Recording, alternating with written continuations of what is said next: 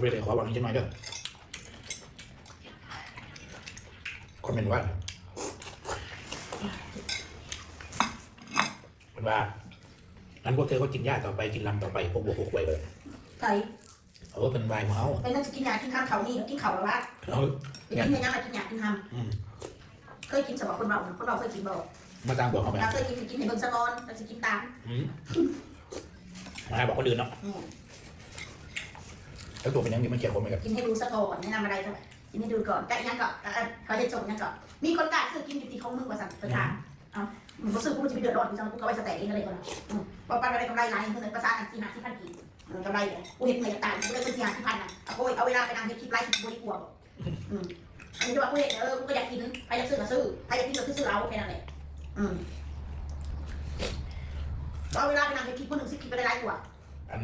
มีผมหนึ่งมันเป็นยังไงได้หรอว่าคุณฉันขายแบบมีรถแบบนี้มีรถจะขายเลยฉันมีออเดอร์ผู้รักผู้ใหญ่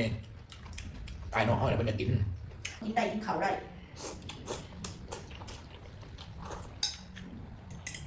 แล้วนี่ก็จะซื้อกินอยู่จริงโอ้ยไม่อยากจะมากูมือขนาดนี้ก็ยังโมโตเอาก็มีแห้งเห็ดกูสีหลายๆขันเห็ดเงย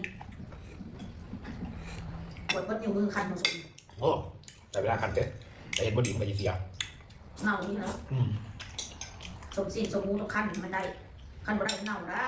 ผู้ขันว่าเป็นมันว่าเป็นเนี่ยไปเลยเสียกันเนี่ยกินบ้าน่ะเน่าเนี่ยขนาดกูไปกูก็ซื้อของกูเองกันนะกูก็เป็นเอาของเขาเลยนะเงินซื้อกระต้มขนมลูกร้านกูก็ยืนถ่ายตลอดด้วยกันเป็นกูสบายนะก็จะกูไปถ่ายตู้เห็นที่สุด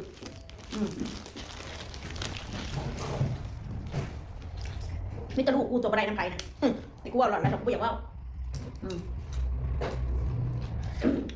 นี่แต่ลูกก็ได้เอฟซีป้าเอฟซีมันฝากมาให้เมื่อวานก่อนกัน500ขึ้นกัน300 800กูมาฝากแล้วคนไทยได้ใจขอบคุณบนรังไม้รังกล้องกันแล้วบริคอมันก็ให้เองคุณบนจัดหายนะ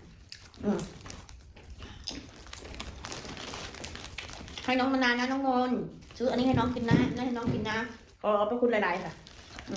พี่บอกว่าแตะตัวอย่างกินข้าวกันนั่งกับว่าบัดกูได้สามีหันมีนี่กูซื้อตอนซื้อผักได้ยำกูมียำกูบ่มีกูก็จะเพิ่มผ้าใช้พี่น้องก็จะให้เพิ่มผ้าได้แน่ยำกูบ่มีที่มาลังเกียจกูก็จะเฮ็ดให้กูร้ายกูก็มีหัวใจคือกันเป็นบาปนะกูขึ้นอยู่แล้วล่ะเวลากูบ่มีกูขึ้นเวลาไม่ได้ดีกูบ่ปากหรอกบัดกูมีบัดกูสิตอบแทนเขา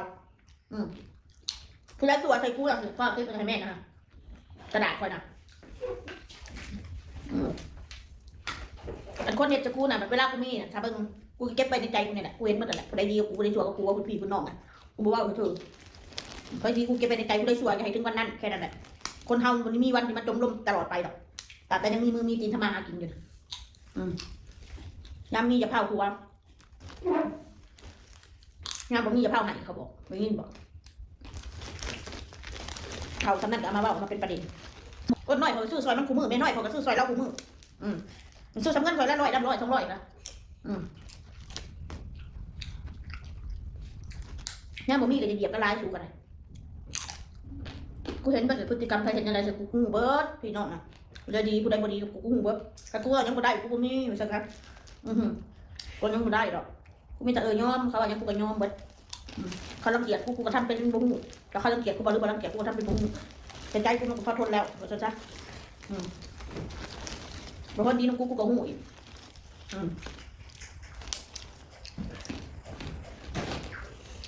กินข้าวกินน้ำฉันสิมาบอกให้กันมากินของกูได้คือบุกิดนะคือประวัติไงว่าน้องเพชรน้องมนคือบ่ย่องไง